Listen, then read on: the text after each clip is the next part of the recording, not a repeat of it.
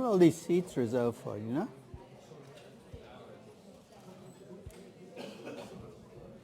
It's not for my class. I don't think you can reserve seats. Yeah. Okay, folks. You know what I'm going to tell you, right? Project is due a week from today. Okay? 7 days and counting. So I won't nag you anymore on it. I know you've heard enough from me on that.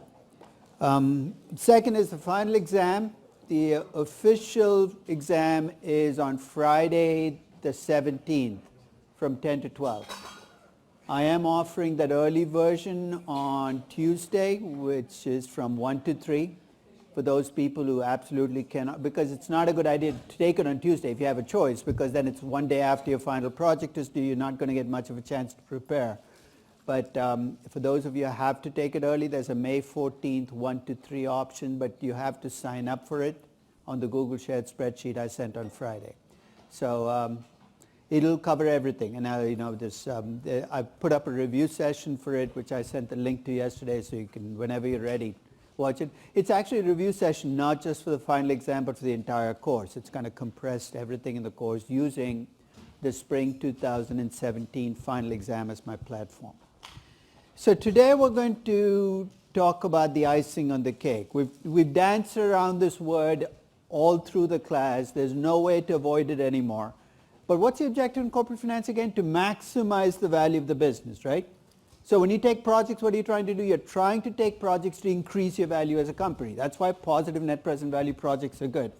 When you think about financing mix, we find that mix of debt and equity that maximizes the value of the business. That's why we minimize the cost of capital. And again, when we look at dividends, the question we ask is, if you have projects that you can take, don't give the cash out as dividends because it'll affect your value. But we haven't really confronted this word value yet. Okay? So today I'd like to bring it all back to the question of value. And before I do that, I want to draw a contrast between two words that people use interchangeably that they should not. You can value something, you can price something. This is a fixation I have in my valuation class, but I'll kind of return to my fixation. And I'd like to start with the Oscar Wilde quote on a cynic being somebody who knows the price of everything and the value of nothing. You can replace the word cynic with trader, and you could pretty much have the same definition. Traders know the price of everything because right there on the Bloomberg in front of them, they don't have a sense of what the value is. And I won't pick on traders. Most people, when they talk about valuing something, are really talking about pricing something. Okay? So let's start by laying out where we're going. We're going to talk about the value of the business, but we're going to do this from the inside out. In fact, when I'm asked to contrast my two classes, corporate finance and valuation, I tell people I teach the same thing twice. And the difference between the valuation class and the corporate finance class is not that the words I use are different, but in valuation I look at companies from the outside in. So as an investor in a company, I said, this is what the value of the company given how it's run. But then I step away. I'm not running the company. It's not my business. I'm just going to value. So if I think a company is badly managed and badly run, I give you the value with it badly managed and badly run. In corporate finance, we look at value from the inside out. What does that mean? All the levers are under your control. You can't complain if you're the manager of a company that's a badly run company. You're the one running the company. So when we think about corporate finance, we're thinking about all the levers you have in valuation, but now those levers are levers you can move. So when I talk about valuation in this class, I'm going to connect it back to everything we've talked about so far. How taking better projects affects value, how changing your mix of debt and equity affects value, how altering your dividend policy might affect value. So let me lay out the 3 different ways in which you can put a number on an asset and use that as my contrast for why I'm going to focus on value today.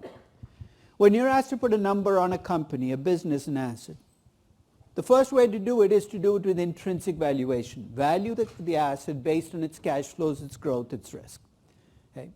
So when we think about valuation, this is what we tend to think about. And if you use a discounted cash flow model, great. It's just one way in which you bring cash flows, growth, and risk, but it's not the only way. So that's the first way to put a number on something. The second is pricing. In pricing, you don't try to attach a number to an asset based on what cash flows, growth, or risk are. You attach a number to an asset based on what other people are paying for similar assets. So your focus is no longer what's the right number, it's what's everybody else paying. So I'll give you a very simple way to draw this contrast. This Thursday, Uber is going to go public. We don't know what number at yet. But on that opening day, when the stock charts say, is it going to be priced or valued? It's going to be priced, right? Now that price might be equal to value, might not be. But pricing is based on demand and supply, saying what's going to drive that demand and supply, God only knows. It could change between now and Thursday. In fact, I'm sure every investment banker involved in that transaction is sitting there saying, oh my God, let these 4 days go by really fast, because you can have the entire world shift under you in 4 days. And by the time the company hits the market this Thursday, the mood could have shifted so dramatically that the pricing could be 40 billion, not 90 billion. Or it could go in the other direction, it could be 130 billion. It's going to be priced. Can you value Uber? Yes. It's going to be difficult. Why? Because it's a young company with everything in its future, but you still have cash flows, growth, and risk. You're not going to walk away from those concepts. Just the fact that you can't estimate them as easily doesn't mean you abandon them. So intrinsic valuation, you try to attach a value to an asset based on its cash flows, growth, and risk. You build up value from the inside out. Whereas in pricing, you look at what other people are paying for similar assets. When do you guys use StubHub or SeatGeek when you want to look for seats? No.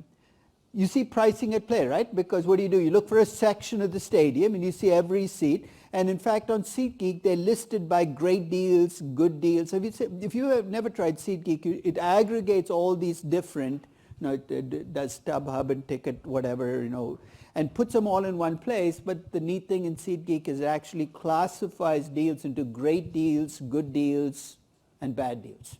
You know how they do it? They take a section of Yankee Stadium. Let's say there are 15 people trying to sell their tickets. It looks at the prices. It averages the prices. And if your price is more than X%, it's like a magic formula, but you can probably back into it. Lower than the average price, you become a great deal. If you're within the zone of the price, you're a good deal. If you're much higher. So it's pricing. You're saying those unsophisticated seat sellers. In a sense, that's what we do with stocks, right? When we look at the PE ratios for stocks, we compare them. Pricing is all about finding what similar assets are much more difficult with a stock than with a seat in Yankee Stadium. Trying to find what other people are paying for similar assets and saying, my stock is underpriced or overpriced relative to other companies. And there's a third way in which you can put a number, and this is like an add-on, which will apply only for certain kinds of companies, where to the extent that there's a contingency that can create a cash flow, you might add a premium to your value. I'll give you an example. You have a young pharmaceutical company with a huge drug working its way through the pipeline. If it gets approved, it could be a multi-billion-dollar drug. If it doesn't, the company's worth nothing. That's a contingent payoff. There you could argue that there's an option pricing premium to be attached. So let's start with discounted cash flow valuation, because all too often in today's day and age, when we say discounted cash flow valuation, we often mean open an Excel spreadsheet, let's look at the line items. But let's step back and think about what discounted cash flow valuation is trying to do. When you look at discounted cash flow valuation, you say the value of an asset is the present value of the expected cash flows on the asset. That's it. That's the entire theory of DCF. Now the question is, how do we come up with the cash flows? How do we come up with the discount rate? And how does it play into value? So let's see how the questions we're going to ask about companies play into a discounted cash flow valuation. Remember early in this class I showed you a financial balance sheet. In the financial balance sheet I broke down a company's assets into assets in place, investments it's already made as a company, and growth assets. I said if you have existing assets in place, those are producing cash flows right now. I'm going to start with those cash flows. So when I look at a current financial statement of your company, your income statement, what I'm getting at, and that from that statement, are the earnings you're generating from existing assets. So that's my starting point valuation. Before I get ambitious, let me see what you already have on the ground and what you're generating. And if you're a company like Facebook, those earnings can be immense. If a company in trouble, they might be much lower, but basically that's my starting point. So when I talk about base year numbers, I'm looking at the cash flows, the base earnings that you have as a company from your existing investments. That's the easy part of valuation. Then I ask you, what's the value you create from future growth? Notice how I phrase that. I didn't ask you, what's your future growth? Because to grow, you get the good stuff is your growth rate increases your earnings. The bad stuff is to get that growth rate, what do you need to do? You need to reinvest. The net effect of that can be positive, zero, or negative. The value of growth requires that I leave my safe zone. You know what I mean by my safe zone? When you sit down to do financial analysis, it's always nice when you pull a number from a financial statement, because when I ask you, where did you get that, you point to the I got it there. But when you talk about growth, you've got to leave that safe zone and give me your best judgments about the company. And that makes people uncomfortable, and it should, because you're playing God. Play God for a while. Say, look, given what I know about this company, this is what I think will happen in the future in terms of growth and in terms of reinvestment. The net effect of that is what you see as your growth rate in earnings and the reinvestment you put in to produce that growth rate. So growth has those two dimensions, good and bad. You've got to bring both in. There's only one place in discounted cash flow valuation for risk, and that is in your discount rate. So basically, you got to adjust your discount rate for risk. And finally, because you need closure in your valuation, at some point in time, you got to stop estimating cash flows. You just get exhausted. The way you put closure is you stop at a point in time and you estimate what your business or asset will be worth beyond that point in time. This is, of course, the magical terminal value that you see. If this sounds familiar, this is exactly what we did with the Disney theme park, right? We actually valued the Disney theme park to make a net present value analysis. Discounted cash flow valuation you can think of as a just really big capital budgeting exercise. We value an entire company rather than an individual project. In fact, don't be surprised to see terms pop up that we've used already in the context of capital budgeting or capital structure dividend policy, because this is just, as I said, you're looking at the same numbers from a different perspective. So let's frame how you can approach valuation. When you sit down to do valuation, you got to make a choice. And here's the choice you have to make. Do you want to value just the equity in a business or value the entire business? Sounds like I'm playing with words, right? Can you have a valuable business where equity is worth nothing? Now, what has to be true about the business? It has a lot of debt, right? The question I ask is, could you be living in a valuable house where you have no equity left in the house? Yes, the answer is absolutely, because you bought the house 3 years ago for $5 million. It's now worth only $3 million. You borrowed $4 million to buy the house. Guess what? Your equity is gone, but your house is valuable. We have to draw a contrast between valuable businesses and valuable equity. So first choice you have to make is, do I want to value the equity, the entire business? Because that choice is going to frame every single input used in valuation. So let's create a firm. So you guys are going to be equity investors. You guys are all going to be lenders to the firm. It's a heavily lender-focused firm. So I raise equity from you. I borrowed money from you. I start the business. Now I'm focused on valuing just the equity in the business. So I need cash flows, right? The cash flows I need are cash flows to you as equity investors, which are cash flows left over after you've made interest payments, principal payments. And in fact, as I said, everything I'm saying now should be familiar, because when we did dividend policy, what did we compute as our cash flows? We computed the cash flows as free cash flow to equity, cash flows left over. If I'm valuing equity, I'm going to focus on free cash flows to equity. And I'm going to discount those cash flows back at the rate of return you guys told me you needed to make to break even on this investment, which is the cost of equity. Cash flows to equity discounted back at the cost of equity gives me the value of equity in a business.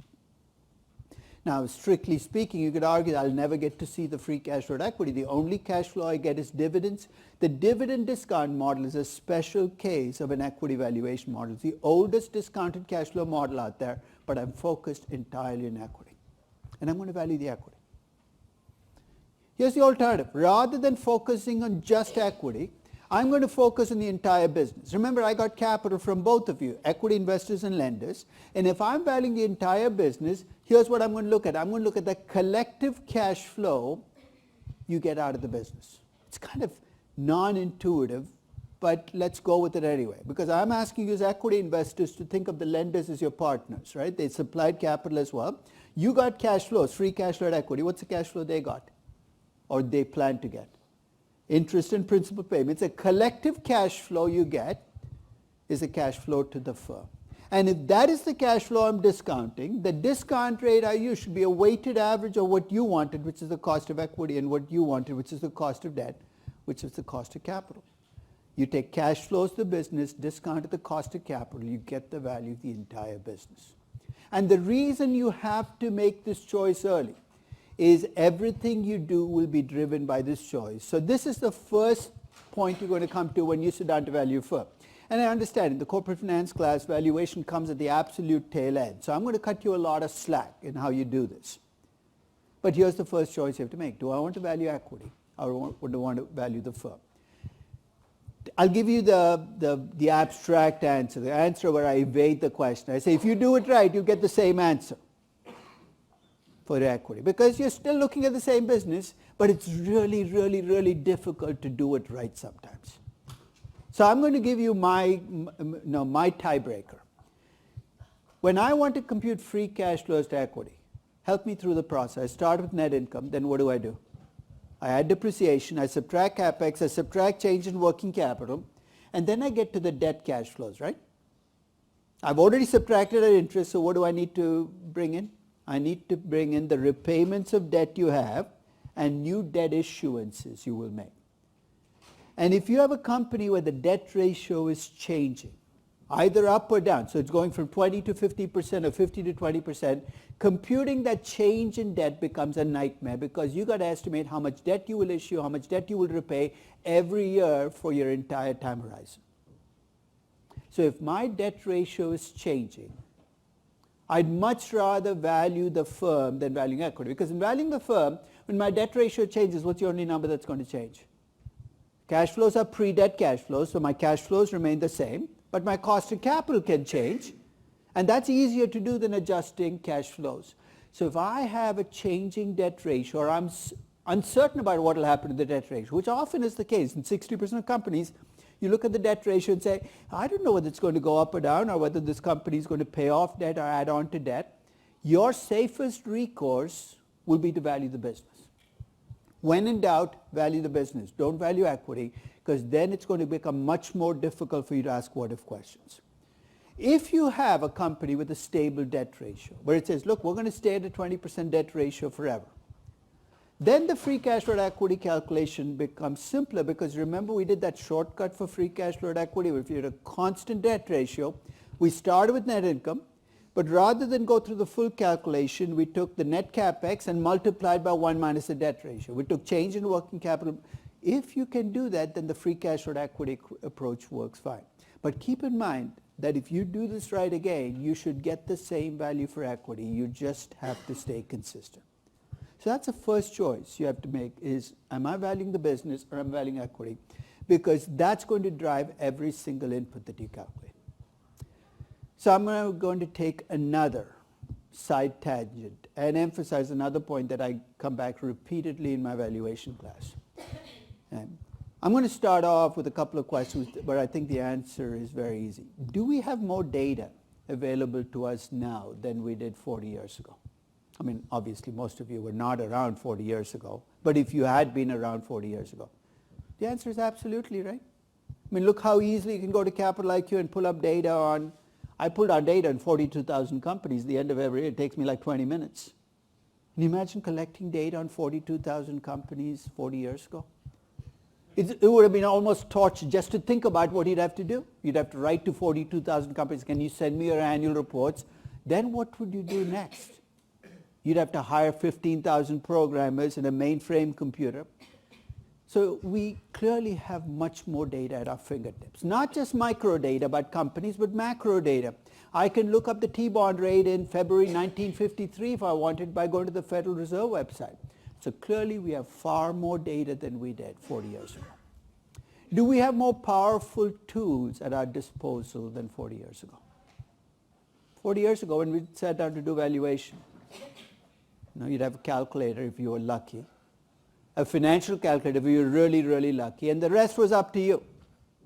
Today you sit down, there's Excel, there's macros, there's apps, there's all kinds of tools at our disposal. So we have more data and we have more powerful tools.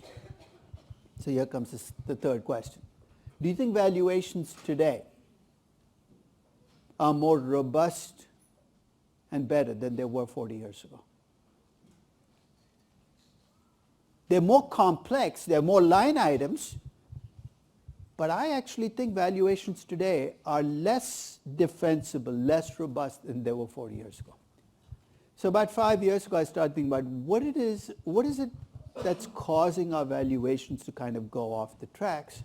And the more I thought about it, the more I thought about training the street they come to Stern, right? And if you sat through them, they run a great session, but it's a financial modeling session. They make you Excel ninjas, right? Basically, you have line item, line item, line item, line item, and they teach you about each line item how to be consistent. I think we've become these financial models have become so complex, we've lost control of the process. You're no longer valuing companies, you're building financial models for companies. And you could try as best as you can to make those models consistent, but you've lost control of the process. I'm not sure who's running who. Are you running the model, or is the model running you? Because those models are so incredibly complex. So I started thinking about what it is that we can do to make valuations come back to earth. Right? And increasingly, I believe that what's missing in valuation is stories. That when you sit down to value a company, you always have to start with a story for the company. What that story is up to you. It'll depend on what you think about the company. So you can bring in everything you know about the company, but your valuations have to start with a story. Because to me, a good valuation is a bridge between stories and numbers. Right? I asked this question in my valuation class at the start. Are you more naturally storytellers or number crunchers? Because the reaction that most people have, depending on their history, is some people say, well, more naturally number crunchers. If you're an engineer, a mathematician, an accountant, a banker. But if you're a liberal arts major who went into journalism, or you managed a museum, or you might say, I'm more naturally a storyteller. But good valuations require both skills. They require you to connect stories to numbers. Put differently, if I show you a valuation of a company and you point to my revenues in year 10, they're $5 billion, you ask me, where did those revenues come from? The answer always has to be a story I tell about the company that explains why they have $5 billion in revenues. Now, this week I want to value this. An old student of mine sent me Beyond Meat, which is this new, it's a high growth company. It's one of the fastest growing. It is actually a company that makes, burgers and without any meat. So essentially, it uses pea protein in pretty much everything. And so I had to actually go over the weekend and I had to buy a Beyond Meat product because I'd never tasted it. You can't value a company which makes it, and if you haven't tasted, it's actually kind of blah. But again, I might not be their target audience, right? This is actually the market they're going after, people who absolutely love meat, but now have become so morally torn about eating meat. So if you can get to them with something that tastes exactly like meat and there's no meat, you might have, So for whatever reason, when I sit down to value a company, I've got to tell a story. What is the end game for this company? And what makes this story so tricky is there's a bigger social purpose the company claims. In fact, in all their ads, they don't even mention taste. They mention you saving the planet while you're eating your burger. I'm saving the planet. It doesn't taste good, but I'm saving the planet, right?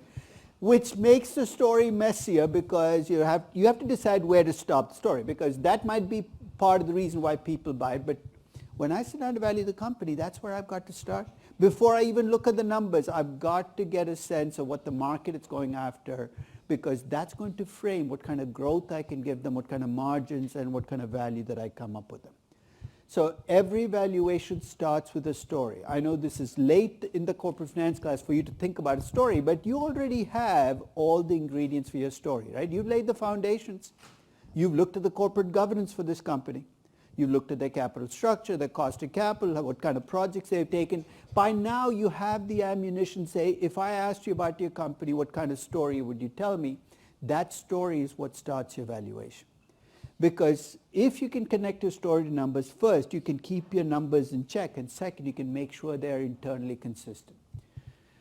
So here are the ingredients that determine value. And depending on the choice you made about whether you want to value equity or the firm, you're going to see how you define these ingredients change.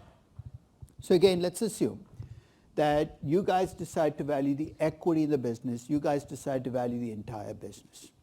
I'm going to come to you with the 4 questions I think I need answered to value this company. And you can see very quickly how the way you measure numbers changes depending whether you have an equity focus or a firm focus.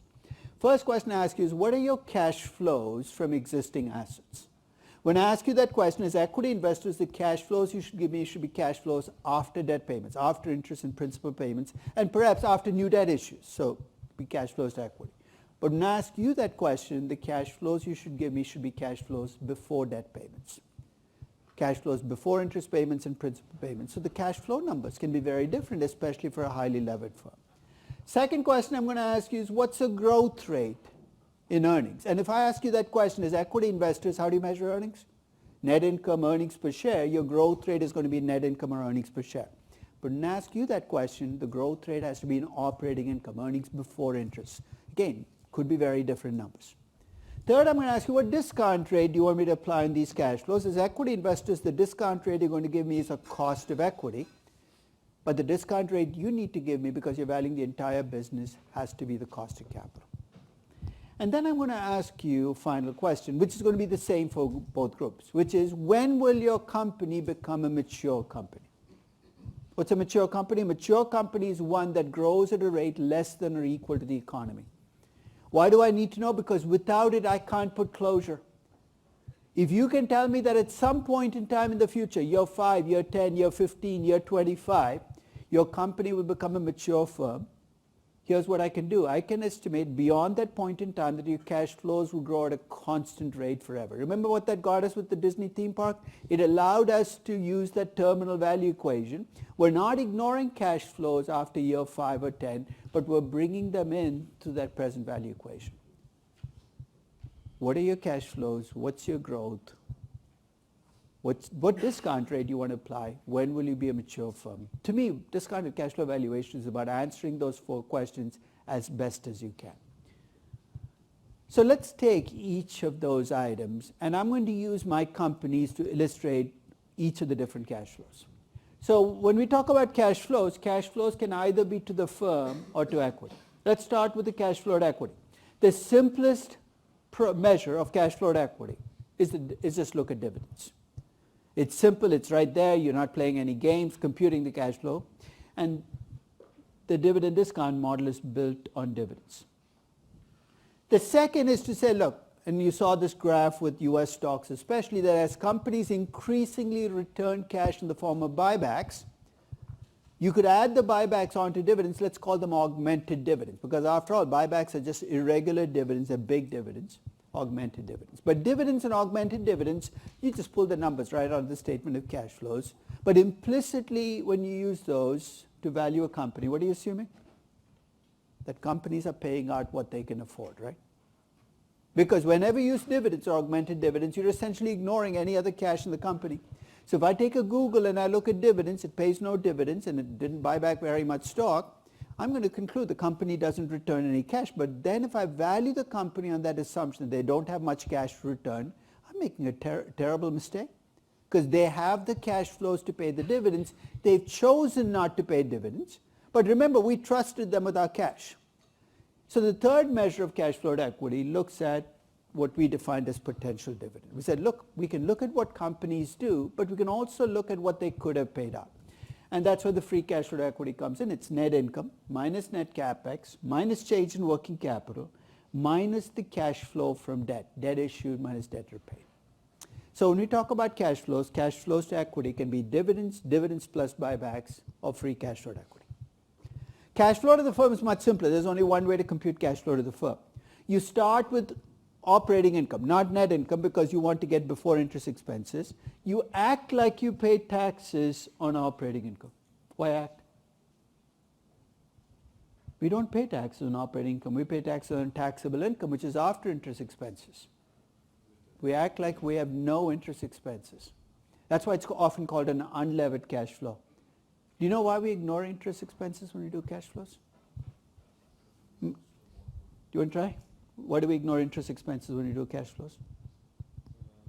I'd say probably because we are assuming that that's the money for everything, so we will pay that if we decide to pay. That's a good start, but then when you get to the cost of capital and use a debt ratio, then doesn't it sound internally inconsistent to tell me you're going to use 20% debt and not count the interest expenses from that debt when I do my... Because first let's start with the easy question. Do interest expenses save you taxes? Yes, right?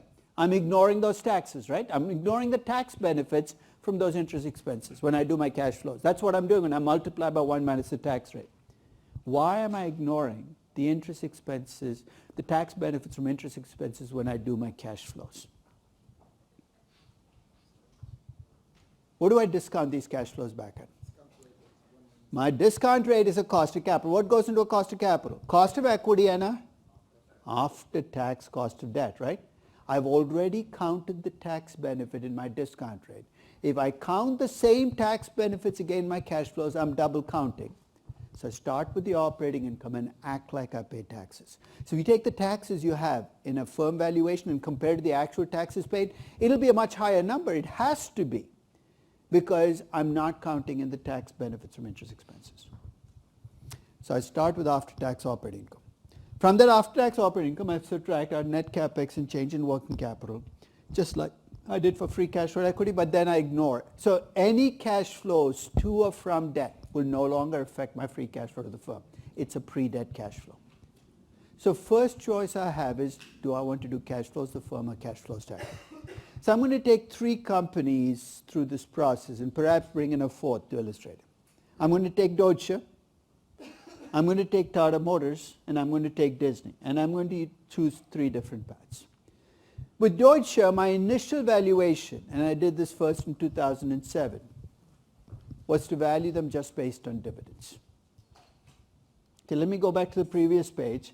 I focused on just dividends. Why do you think I did my initial valuation of Deutsche in dividends? There's actually a very simple reason. Take a look at first, with a bank or any financial service company, you always have to take the equity route. There's no valuing the firm because debt to a bank, an insurance company, investment bank is almost undefinable. So it's got to be equity.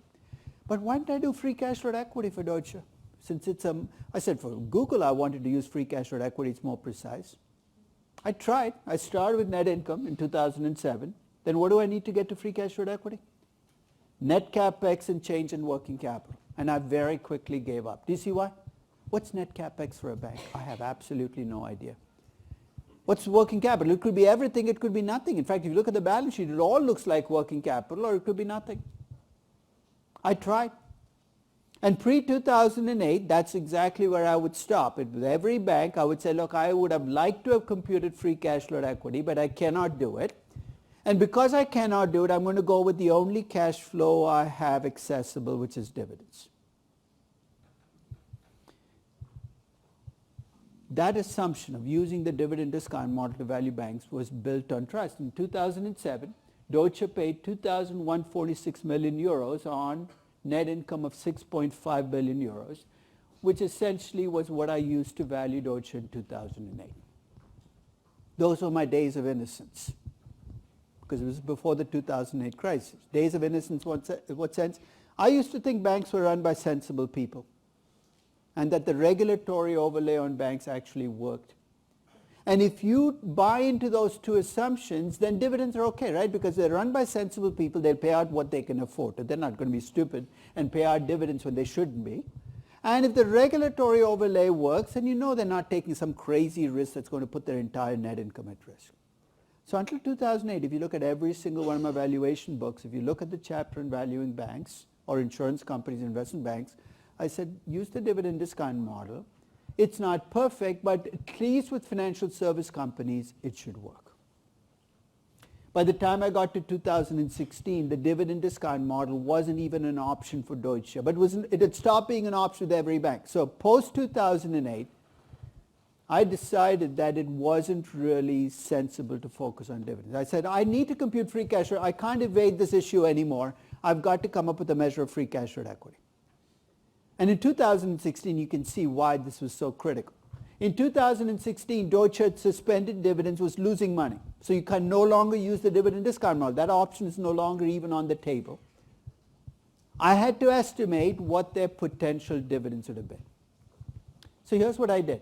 I started with net income just like I would any other company, right? So the net income part. And that net income for Deutsche, as I built them coming out of their negative return equity to a positive return equity, then their losses eventually become profits. How do I know? I don't. That's my story. In my story, Deutsche recovers enough to be able to deliver a return equity equal to its cost of equity. So I'm not even asking for miracles.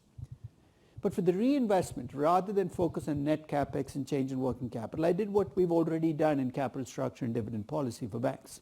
I defined reinvestment as what Deutsche will have to invest in regulatory capital to get back to health. And it's not an option for them. In fact, this was the valuation I did of Deutsche right after they were fined $15 billion by the Justice Department for their role in the 2008 crisis.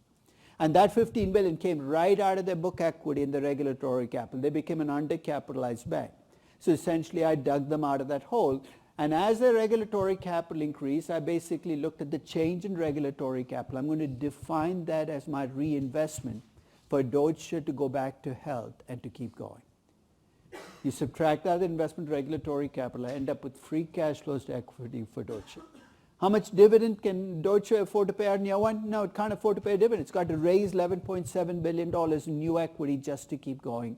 I estimate what that number is. Eventually, can they pay dividends? Yes, but not until you get to 5 years from now. I've replaced what the dividend discount model would have given me, which is 0, 0, 0, 0, with negative numbers because they'll have to issue new shares. And then eventually positive numbers as they turn back to health. So with Deutsche, I'm going to show you both my dividend discount model valuation in 2008, and it's really easy to do. And you say, I wish we could do this for every company. And then I'm going to show you my 2016 Deutsche valuation. You're going to see me have to grapple with it's made my life a lot messier. I wish I could go back to the dividend discount model, but the reality is this is where we are in valuations. We have to estimate free cash flows of equity, even for financial service companies. So that's going to be the first. Yes? Well, okay, so their actual tier one was easy, right? They gave me the tier one capital, they gave me the risk-adjusted assets. I computed that for every bank, and I created basically a histogram, 75th percentile, median, 25th. So it's part of your story is where do you think this bank will have to end up in steady state? And given the fact that Deutsche's asset mix is much riskier than a typical bank, partly because if you think about the entire universe of banks, most of them are pure commercial banks. Deutsche has a big investment banking presence and more risky investments. I put them at the 75th percentile. The 15.67% is the 75th percentile of banks. You're saying, why not just use the regulatory minimum? Because banks can't live at the regulatory minimum. It's just way too dangerous because you're always one shock away from dropping below. You got to build a buffer. So that's what the 75th percentile gives me, is some degree of buffer over the regulatory minimum. But that's how I pick my target. So because it's an undercapitalized bank, it has to come up with more regulatory capital investments just to keep going as a bank. Right? So with Deutsche, you'd see both valuations. Yes? If you were valuing it now, my It's- merit or something, yeah. what would you do? It's dug itself. See, it dug itself into a hole. I actually bought Deutsche in 2016. It dug itself out of the hole, but this is a bank that seems to be incapable of getting out of its own way. It found a fresh hole to fall into. And this hole is deeper because it's a management hole. We don't even know, this is not just, at least in 2016, they say if that Justice Department fine hadn't come through, we'd have just muddled along. At this point, you have to ask, is this just part of, because there was actually talk about, in 2016, the German government stepping in and not nationalizing it, taking the bank under protection and putting it back out.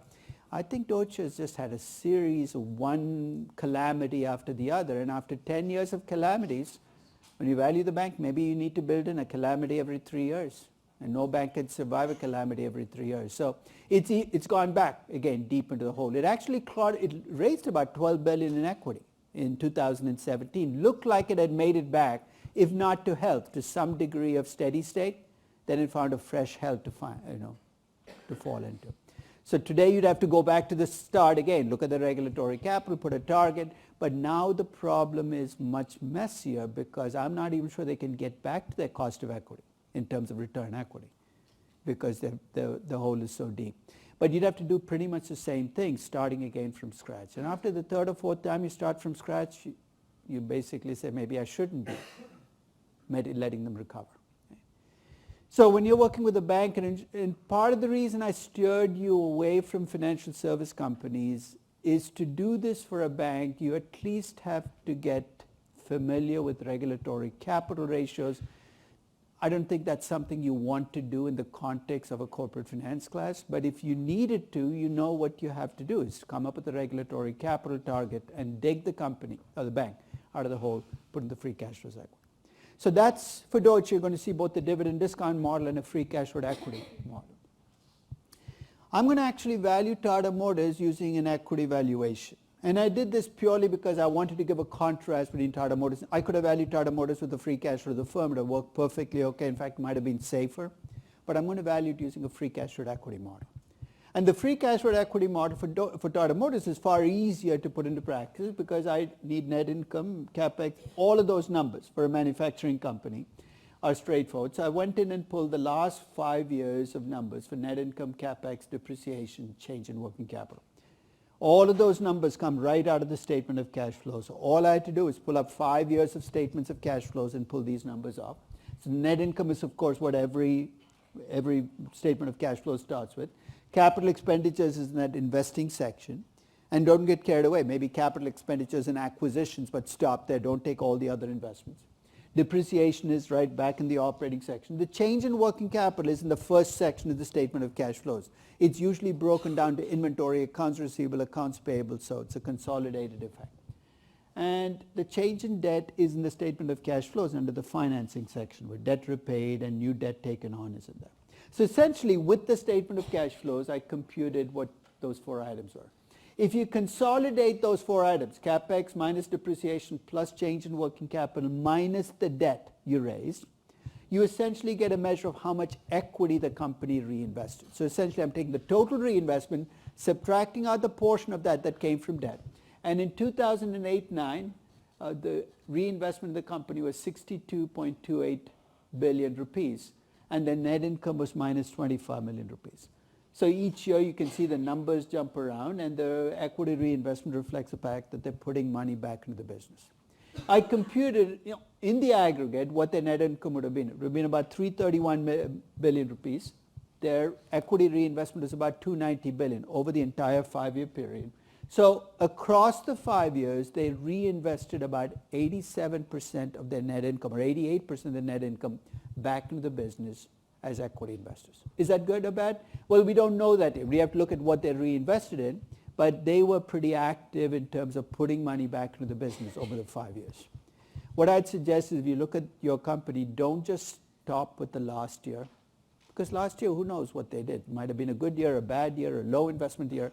Look across time, because only then can you get a sense of what this company's been doing over time. So when I value Tata Motors, that 88% reinvestment rate is going to become part of my story, or needs to be part of my story, because that's what the management is doing. And finally, for Disney, I'm going to do a free cash flow to the firm valuation. To get free cash flow to the firm, I need operating income. And here I'm going to follow my own rules, because once I decided to capitalize leases for debt, which is very early in the game, I think in session 7 or 8, I've stuck with that definition all the way through. So when we talked about optimal debt ratio for Disney, it was based upon debt including leases. When we talked about cost of capital for Disney, it was based upon debt including leases. And when I include leases as debt, my operating income has to get adjusted for those leases. You know what I mean by adjusted? I have to add back the lease expense and then subtract out the depreciation that I've had on the lease.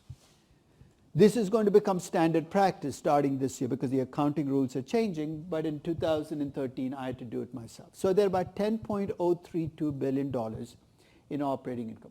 Their effective tax rate was 31%. Remember, the effective tax rate is the average tax they paid on their taxable income. It's taxes divided by taxable income. It's based on the income after interest expenses, but I'm going to take that effective tax rate applied to all my income.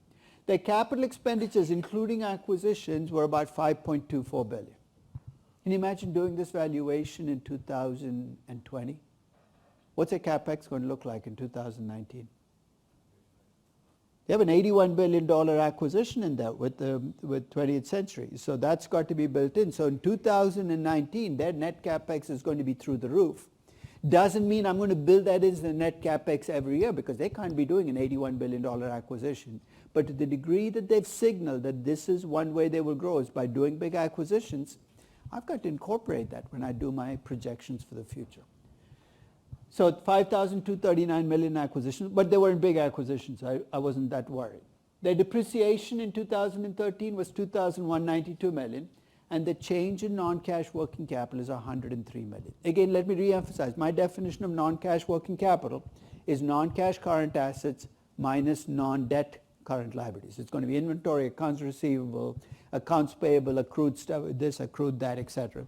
So essentially, it's going to be just those items that are not cash on the asset side and not debt on the current liability side.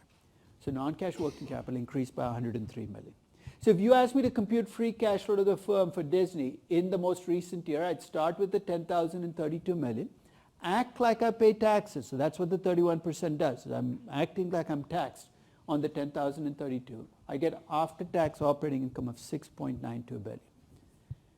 I subtract out reinvestment, net capex, and change in working capital. I come up with a free cash flow to the firm of 3,188 million.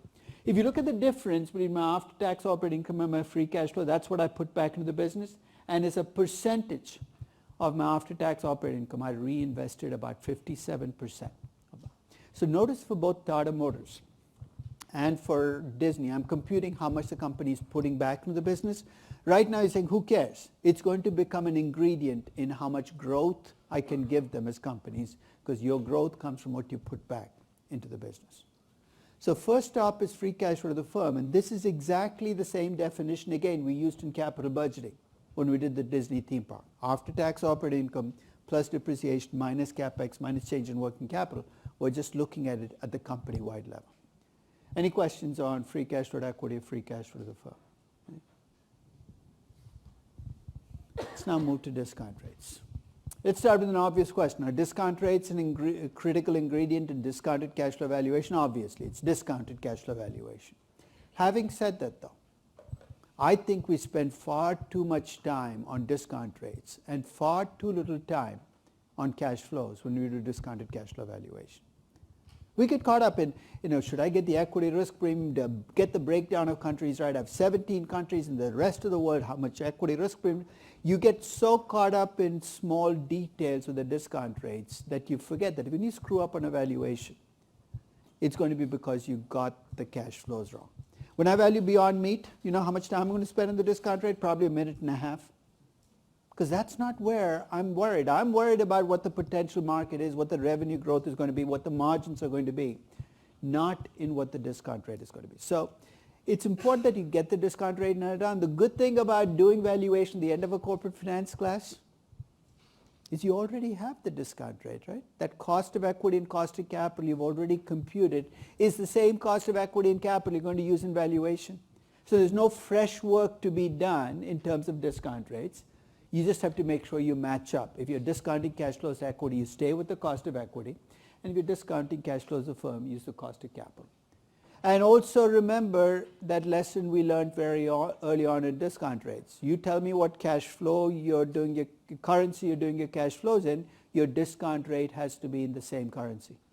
So if I'm valuing a Russian company, Severstal, Russian steel company, in rubles, the cost of capital I need to use to discount those cash flows will be ruble cost of capital, not dollar cost of capital. So everything we said about consistency kicks in with discount rates. So let me do Deutsche, the numbers I will need, both in 2008 when I did a dividend discount model and in 2013 when I valued them on an equity basis. In 2008, the beta that I used for Deutsche, which was the bottom-up beta, was 1.16. And in conjunction with the euro risk-free rate of 4% then, and an equity risk premium of 4.5%, the good old days before the crisis, I came up with a cost of equity of 9.23%. So when I do my dividend discount model valuation of Deutsche, That is what you will see as my discount rate. It's the cost of equity. Why? Because dividends are cash flows to equity. In October of 2016, I shifted away from the dividend discount model to the free cash flow to equity model, where I used the regulatory capital as investment. The risk-free rate was down to 0.1%. Okay? And my cost of equity had risen to 10.2%. How can the risk-free rate drop from 4% to 0.1%? Well, the cost of equity. So what has to have happened between the two time periods? One is the beta change. Banks collectively became riskier after 2008. The bottom-up beta for banks, which used to be 0.8 pre-2008, went up to 1.15, 1.2. One is the beta change. What's the other?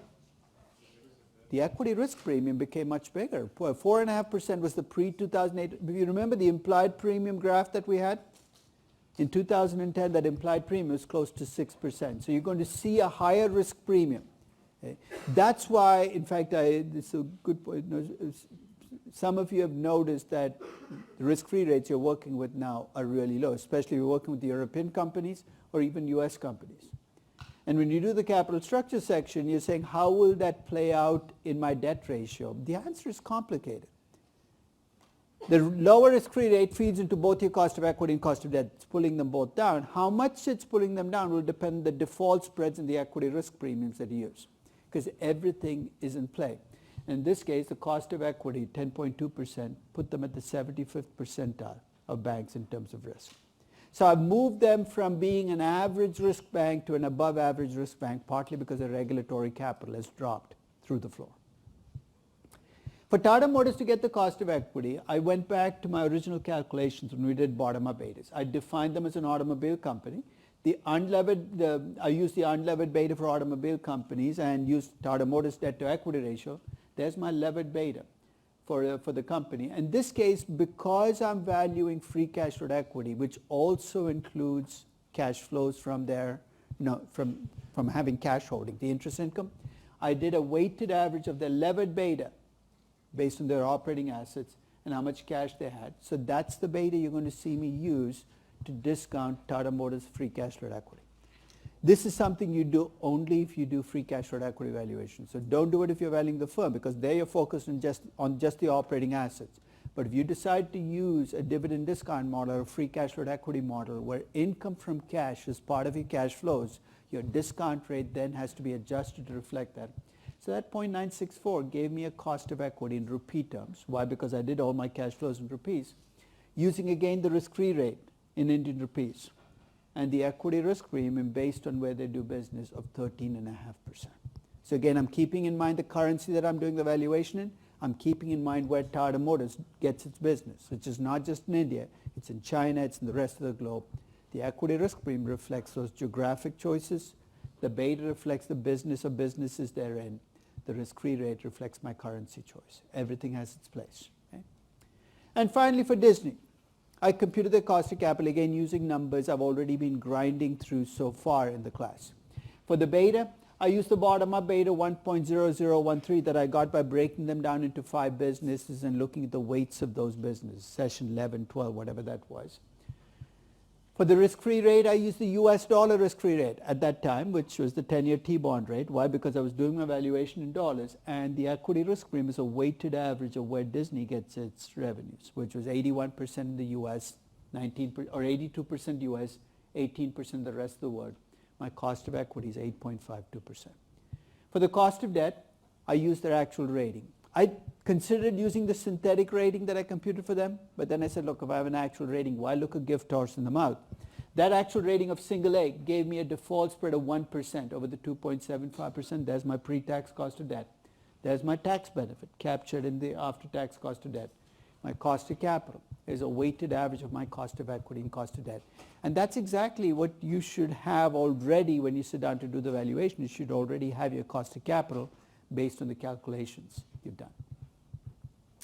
One point though about discount rates that many people in discounted cash flow valuation don't seem to take advantage of. In most discounted cash flow valuations, if you ever worked in an outfit that does DCFs, you get the cash flows, then you estimate the discount rate, and the discount rate stays unchanged for the rest of eternity. I've never understood the logic of this process. Discount rates can and should change.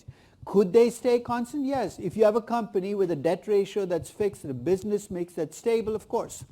But now value beyond meat, it can't be stable over time. This is a young money-losing company with no debt right now. Its cost of capital is going to reflect 100% equity funding and a lot of risk. Its cost of capital is going to be high. But in my spreadsheet, what am I going to do to the company? I'm going to make it a larger, more stable money-making company. Your cost of capital should change. Not a big deal for Disney because it is a pretty mature company, but just to illustrate the process of how it could change. For the first 5 years, I left Disney's cost of capital at 7.81%. Why? Because Bob Iger runs a company. They seem to be pretty okay with their existing debt ratio, which is 12% debt and 88% equity. But if you remember, when we did our optimal capital structure for Disney, we did discover that they were under-levered, right? They were optimal as 40. I don't think they will move to 40. I don't think they're going to push that far. But I do think over time that their debt ratio will go up, that they will utilize debt more. They've already started this year with the acquisition. And what I've built in is the expectation that the debt ratio will change. And as the debt ratio changes, my cost of capital changes. That's going to create a little mechanical issue in the DCF, which we'll see when we do the present value. But my cost of capital, which in this case changes over time. It doesn't change as much as it would have if I were valuing Uber. Uber, I think I start at like 11%, end up at 8%, because the company changes a lot more over the next 10 years. So the more your company is expected to change, the more your cost of capital should change as well. So first stop is cash flows, second stop is discount rates. And as you can see, the discount rate part, you've already done the hard work. You've got your bottom-up betas, your cost of debt, your cost of capital. Now this becomes a question of asking what will happen to that number over time. Which brings me to my third and final input. I need a growth rate. And this is where people get stuck. They get stuck because they say, where am I going to get the growth rate? And they make, I think, a terrible mistake. They say, let me ask somebody who knows more than I do. And usually in the case of a company, who is that? You ask the management of the company.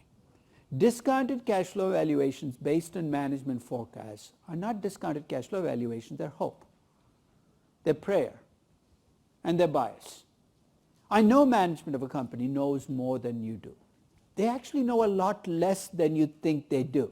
Right? People, we attribute the knowledge to management that they don't have.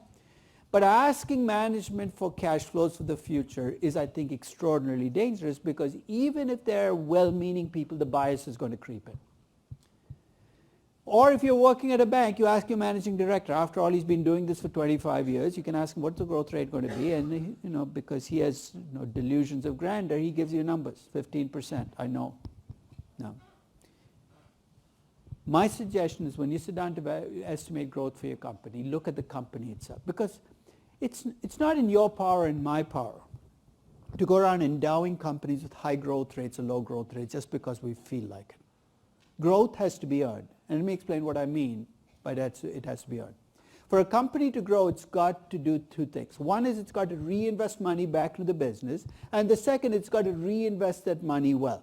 And if you can somehow measure how much a company is reinvesting and how well it's reinvesting, you don't need anybody to tell you the growth rate. The growth comes out of those two numbers. In fact, in steady state, and we'll talk about what to do when you're not in steady state. When you're in steady state, your margins are stable, you have a return on capital that you think is dependable and forecastable. Here's what your growth rate is going to be as a company. If you're looking at equity income, it's going to be the product of your retention ratio. Remember we talked about payout ratios in the context of dividends. It's what you pay out as a company. So if your payout ratio is 30%, your retention ratio is the 70% that's left over. It's what you're reinvesting times what you make as a return equity. So if your retention ratio is 50%, your return equity is 20%, you're going to grow roughly 10% a year. That's if you're doing equity. If you're valuing the entire firm, I'm going to look at what you reinvested back into the firm. But I'm now going to look at what percentage of the after-tax operating income did you put back into the business. That's a reinvestment rate. I multiply that by the return that you make on that invested capital.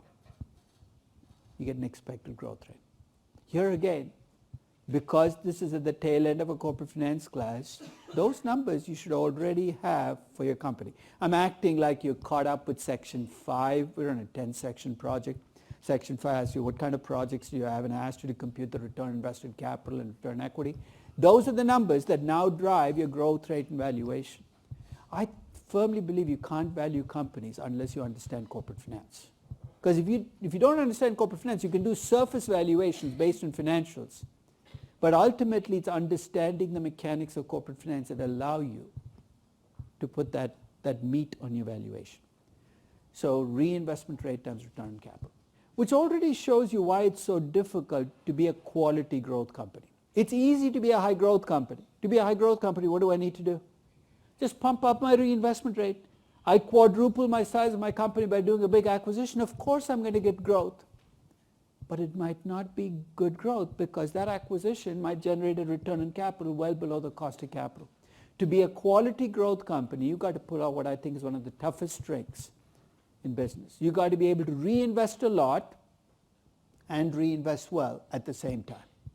There are lots of companies that reinvest well but don't reinvest a lot. There are lots of companies that reinvest a lot but don't reinvest very much, or don't reinvest well. But for companies to be quality growth companies, you've got to be able to pull that off. Cisco did it in the 1990s. Google and Facebook and Microsoft have done it for a long period. The very fact that we can name these great growth companies tells you something about how uncommon it is for companies to be able to grow a lot and create value at the same time. So if I can do this for my companies, maybe it'll give me an opening to get my growth rate. So in 2007, here's what I did for Deutsche to get their expected growth rate. It was mistaken, but I thought in 2007, 2008, that Deutsche was in some kind of steady state. You can see how quickly steady states can shift on you. Their return on equity in 2007 was 19.45%. They were not alone. Banks were earning 18, 19, 20% returns on equity. Okay. Their retention ratio was about 67%. So 19.45% return on equity. 67%. So if I just take the product of those two numbers, my expected growth in earnings for Deutsche is about 13% a year.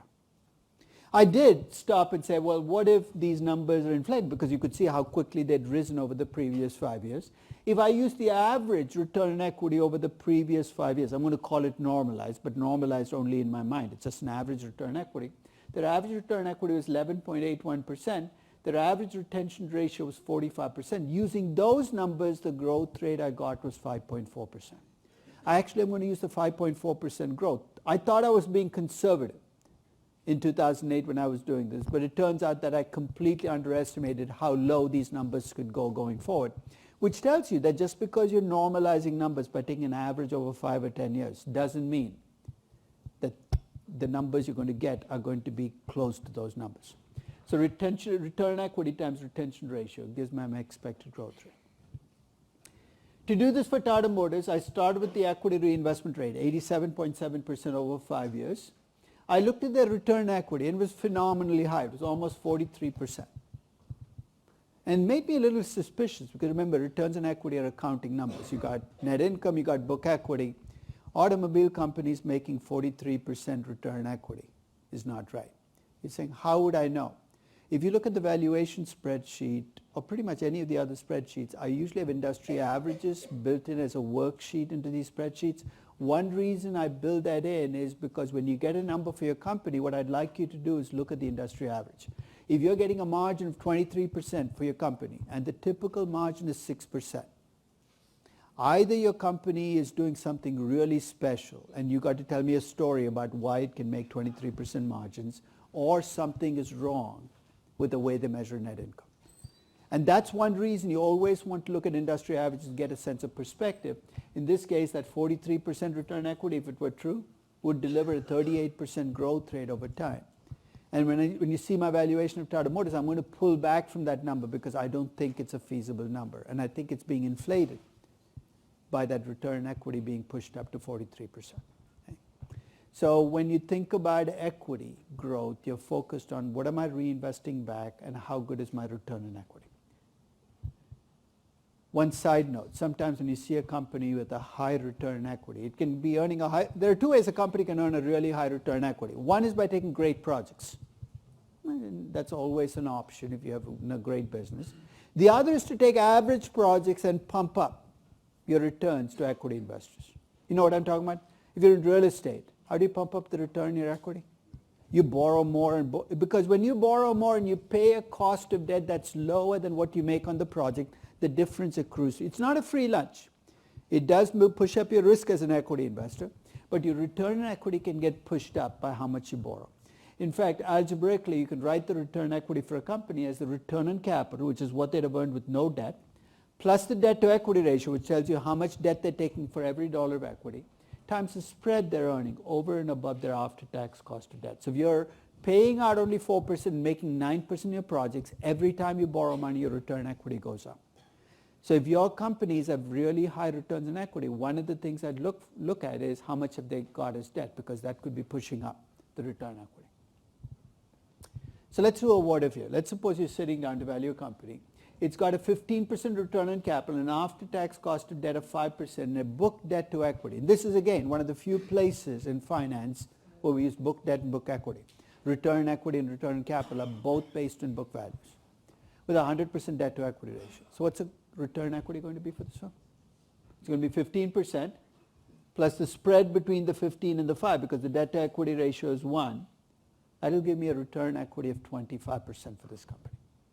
Let's assume you're comparing this company to another company with exactly the same return equity, 25%, but that second company has no debt. If I compute growth in earnings, I'm going to get the same growth in earnings for the two companies, right? Same return equity. And I project out the cash flows, I might get the same cash flows. Will I get the same value for equity for the two companies? They're in the same business, they've got the same return equity, I'm giving them the same growth rate, same cash flows. Where in my valuation do I punish this first company for using debt to pump up its return equity? What do I discount these cash flows back at? It's at a cost of equity. What did the cost of equity come from? A risk-free rate, a beta, and a risk premium, right? The beta has to be a levered beta. So now do you see why we keep going back to unlevered betas and building up? Because that allows us then to say, hey, you borrow money, that's fine. That's a strategic choice you made. But here's what I'm going to do. I'm going to push up your cost of equity for the fact that you have a lot of debt, and that's going to mean a higher cost of equity. The net effect can still be positive, but it's not going to look as good once I've adjusted for the higher risk. So no matter what it changes, you've got to work it all the way through the system, and with leverage you can see the effect play out in the final value.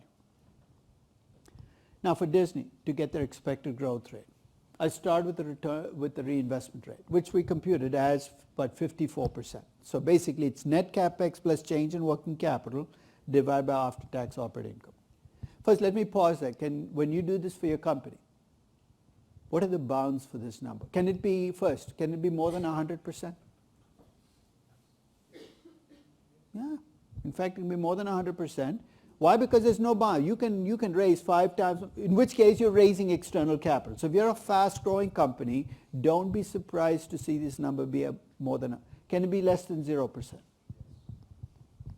Mechanically, what has to be true for it to be less than 0%? First, capex has to be less than depreciation, and perhaps working capital decreased over there, right? So if you have negative net capex and a negative working capital, you can end up with you're saying, what does that mean? You're never stuck with the number you computed for last year. You're sitting down to value the company. Here are your 3 choices. One is you can take the negative reinvestment rate and say, that's what I got last year, and build it into the future. In which case, what's the story you're telling me about your company? Negative reinvestment rate basically means you're shrinking the company. Is that a good thing to do? Yeah, of course, if you're J.C. Penney, you better be shrinking the company. Say, thank you, God. And you make that part of your story, saying my company is going to shrink over time as it gets rid of its most expensive leases and becomes a smaller company. So that's your first choice. The second is you could look at last year and say, maybe that was an aberration. In which case, how do you check to see if it was an aberration? You look at the previous year, 3 years ago, 4 years ago, and if it's positive in 4 out of the 5 years, guess what you do instead of using last year's numbers? You use an average over the 5 years. And here's your most desperate choice. You look at last year, it's negative, the previous year it's positive, the year before that it's negative. You say, this company's all over the place, I have no idea where it's going, they have no idea where they're going. So guess what you use then? I give you industry average, reinvestment rates and returns on capital. You say, look, this company's numbers are too all over the place. I'm going to assume over time that they will converge on industry averages. you have complete freedom, and that's going to scare you because you say, I wish he told us some rules about what to do. I cannot, because each company is unique. You have to make your best judgment, but you're never stuck with last year's numbers as your base. That's something you can always revisit. But whenever you use that number, you're also telling me a story about the company. And that's why I keep emphasizing, hey, what's your story about the company? So if you send me a valuation with a negative reinvestment rate, and I email you and saying, why are you telling me your company is going to shrink? And you say, what?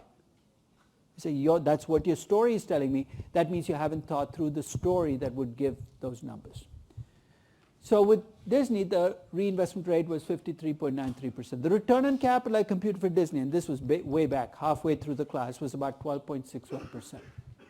If I assume, and this is an assumption, that they can maintain this reinvestment rate and return on capital, my expected growth rate for Disney as a company is going to be about 6.8% a year. So when you see my valuation of Disney, I've got to make a choice. Do I want to assume that last year's numbers are steady state numbers, at least for the near term? Do I want to change those numbers? Or do I want to come up with a growth rate that's entirely different and then back out what reinvestment they will need to sustain it? But those three numbers, growth, return on capital, and reinvestment rate, are kind of locked at the hip. You estimate two of those numbers. The third number is no longer a number you can estimate. It has to come out of the first two. So you've got to decide which two of those three numbers you feel most comfortable estimating. So growth has to come from how much you reinvest and how well you reinvest. And finally, let's look at the most general case. I tried to steer you away from companies that are money-losing companies. And you see why? If you have a money-losing company, what's the return on capital going to be? It's going to be a negative number. And your reinvestment rate is also going to be a negative number. You're kind of stuck. And you can't even use that return on capital times reinvestment rate assumption anymore, and here's why. You can do that only when you're in some kind of steady state. I said your returns on capital. If your returns on capital are negative and you expect them to not change over time, there's no point doing the valuation. Your company is worth nothing. It's going to lose money forever. So in the most general case, you're sitting there looking at your company saying, my company's margins could shift over time. You're valuing Salesforce. You're valuing Amazon. You're valuing Uber. Your margins will have to change over time because if the margins don't change, you can't get anywhere close to today's value. And in every story you hear about these companies, at least the optimistic ones, there are stories about margins improving. In the case of Uber, it's autonomous cars will come around, then our margins will go from negative to positive. Whether you buy into the story or not is your choice, but if you're telling me a story about margins increasing, then you got to go back to the top line. Notice in my Deutsche and Tata Motors and Disney valuations, I never talked about revenues. If your margins are going to change, you have to go to the very top line and start with revenues. And here's what you need to do. First, you need to estimate a projected growth rate in revenues. What's that going to depend on? It's going to depend on your company and the market that it's going after. In the case of Beyond Meat, you can help me out. I have to decide what percentage of that huge grocery food market is the market that's a potential market. And I'm going to build up a growth rate that will reflect their market share of that market. That's going to be tough, but I have to do it. Second step is I've got to project the margins. Right now, Beyond Meat is losing money. Its margin is a negative number. I've got to estimate what margins will look like in steady state. Here's what I'm going to look at. I'm going to look at food processing company margins, but then I'm going to look at upscale food processing because they tend to have higher margins.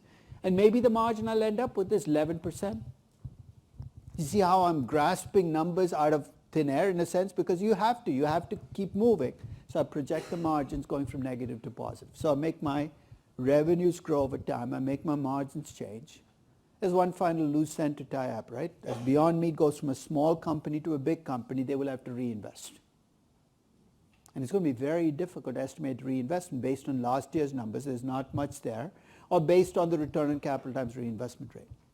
The only number that I feel any degree of confidence is my revenue number. So I'm going to tie my reinvestment to how much my revenues are going to grow. In fact, I'm going to use a ratio called the sales to invested capital ratio. It looks just like a return. You know how return invested capital, you take after-tax operating income and divide by invested capital, which is book debt plus book equity minus cash. Sales to invested capital, I replace after-tax operating income with revenues.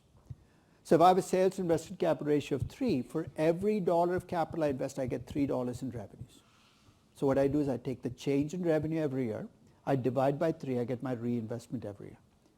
So the fourth company that I'm valuing is Baidu. And with Baidu, I had to forecast changes in margins, but for a very different reason than for Beyond Meat. Beyond Meat, I'm worried about the margins being too low. With Baidu, my problem was the margins were stratospherically high, 49%. But they're facing a market even in China where they're starting to get competition from other online ventures that will take advertising away from them. So over time, I projected that their margins would drop from 49 to 35%, which is more in line with an online advertising company. Google's margins are only 25, so I'm giving them still a premium over Google's margins because they have that China focus and protection from competition. But in my story, my margins decrease. I am giving them high growth. Why? Because they're part of one of the fastest growing online markets in the world, which is China. So the revenues go from 29 to 154 billion. The margins decrease. There's my operating income over time. To estimate my tax rate, I start with the 16.3%, which they're paying now, but the Chinese marginal tax rate is closer to 25.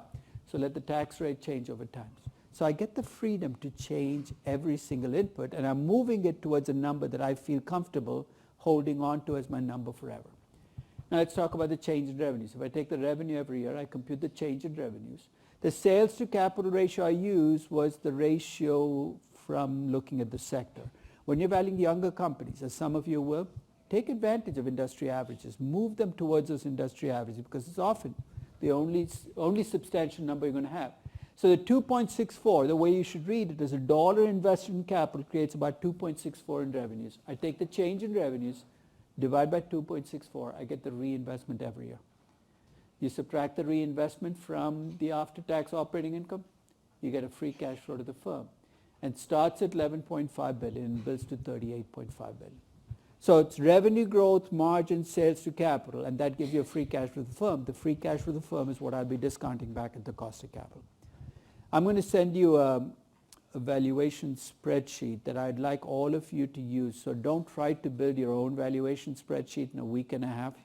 I'm telling you this for my sake, because the kinds of things that can happen when you try to build your spreadsheet from scratch, it's not that you can't do it, but it's so easy. I'll tell you from experience, it's so easy to forget big things as you're building spreadsheets. So I'm going to send you this spreadsheet this is my base spreadsheet whenever I want to value a company. And it'll require 3 inputs from you. Your revenue growth, your expected operating margin, and your sales to invested capital ratio. If you're valuing a company like Coca-Cola or Clorox, this will be relatively simple to do. The revenue growth is, you could look at historical data, it's going to be probably mid-single digits. The margins are, if not stable, pretty close to stable. You might assume a small deterioration as brand name weakens. And for the sales to invested capital, you can look at the company's history and estimate the numbers. So for some of you, those numbers can come from history. For some of you, it can come from industry averages. But for some of you working with younger companies, it'll have to come from what you think the company will do in the future.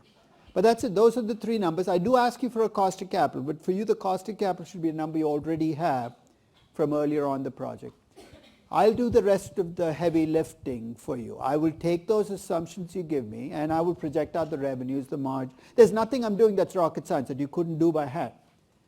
So if you want to go and tweak my spreadsheet, you're welcome to. You can add a line item. You can break revenues. So for instance, with so if you're valuing, let's say, Spotify, you can break the revenues down to revenues from subscriptions, revenues from advertising, and add 2 line items.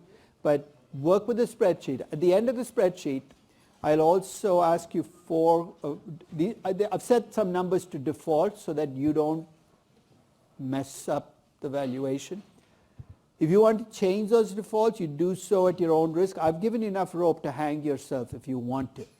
So my suggestion is you leave those defaults at whatever they are, because if you start messing with them and putting in numbers that can blow up your valuation, it's on you. So maybe you can start doing that as you get more comfortable. But for your valuation, just stay with that spreadsheet, enter the numbers, and as you're entering the numbers, think about the story you're telling me about your company. You're halfway towards getting the valuation done. So check that email after class. Yes? We have No, when you don't turn in your final project, you don't have, oh, you mean between now and next Monday? No, no. Please don't send me any spreadsheets between now and next Monday. I have too much stuff coming at me. But you don't want, No, it's not part of it. no, you don't have to submit it. No.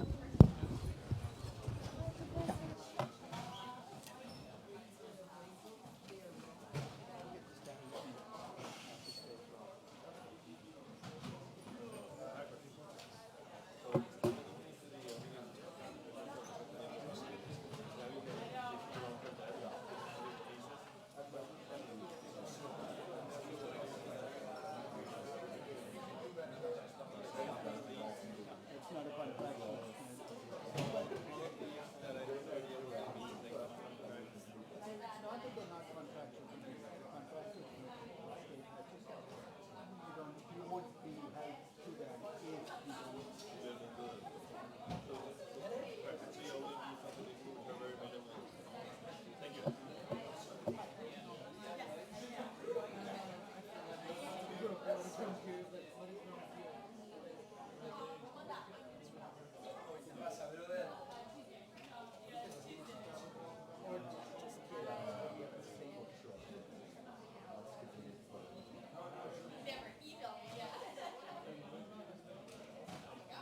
Oh, she just said equal to 6.6, so that was a mistake. Yeah, but I got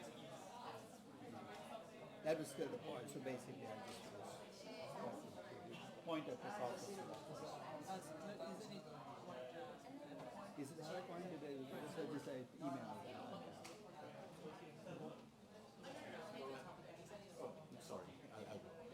Professor, if a company has return on capital that's higher than cost of capital, but return on equity that's lower than cost of equity, is it safe to say that the company is transferring wealth from equity holders to bond holders? I wouldn't go that far because you're still looking at accounting numbers, right? It Right. could be that you're investing capital, right? It could be that you're cross-holding another company, so it's pushing up your book equity, right? Right. So, in which case it's not a transfer of wealth, it's the fact that the return equity is measuring not just what you're making on your operating assets, but also on your non-operating assets. Because remember, we're using net income and Right. book equity. So unless you want to go clean up the return equity for whatever those costs So I did take out the non-operating assets while doing the math. and the interest income from cash. And the interest, yes, for Did you sure. take out the cash from the denominator too? The cash Book from equity, remember when you do return equity, if you take out the interest income from cash from the numerator, you got to take out, because I'll tell you something, return equity Right. can look awful Okay. if you have a lot of cash. No, I just did earning book value of 1%. debt plus book So value. basically, the one reason you often get a bad return equity, especially at tech firms, with their big cash balance, is your return equity reflects a big investment you made in cash. It's part of your book equity. But on that investment, you're making 0.5%. It's not a bad return, but basically it does mean that. So you either have to adjust your cost of equity then for what I did for Tata Motors, which is to bring the cost of equity down using We were using with the cash base. But I wouldn't read the return. That's why people focus on return capital. Return equity is affected by so many noise terms that I'd be very careful about drawing too many strong conclusions. This is a pharma company. I'm doing Sun Pharma. Yeah. So they have historically destroyed wealth. It is seen like 60% of their market cap came down in the last 4 So years. why is the return on capital so good? My return on capital so good is because Teva, their subsidiary in US, Israeli subsidiary which sells in US, they do quite well. So why isn't it showing up on return equity? That isn't showing up. Why isn't it showing up? If it's helping them on the return on capital, why isn't it showing up in the return equity? Maybe it's the way net income records that holding, right? Because right now when you're doing the return on capital, you're doing with consolidated numbers. You're acting like 100% of the subsidiary is yours. No, I adjusted for that for sure. I'm just trying How to did you think. adjust for that? Because I knew the standalone financials of both. Both are listed. So you get the percentage of. I calculated the balance sheet. Then maybe it's the difference in the way you did it and the way they did it for return on equity. Your question is, why is my return on capital high despite my The return? reason is that subsidiary, it should be showing up in both places, right? Right. So something is not being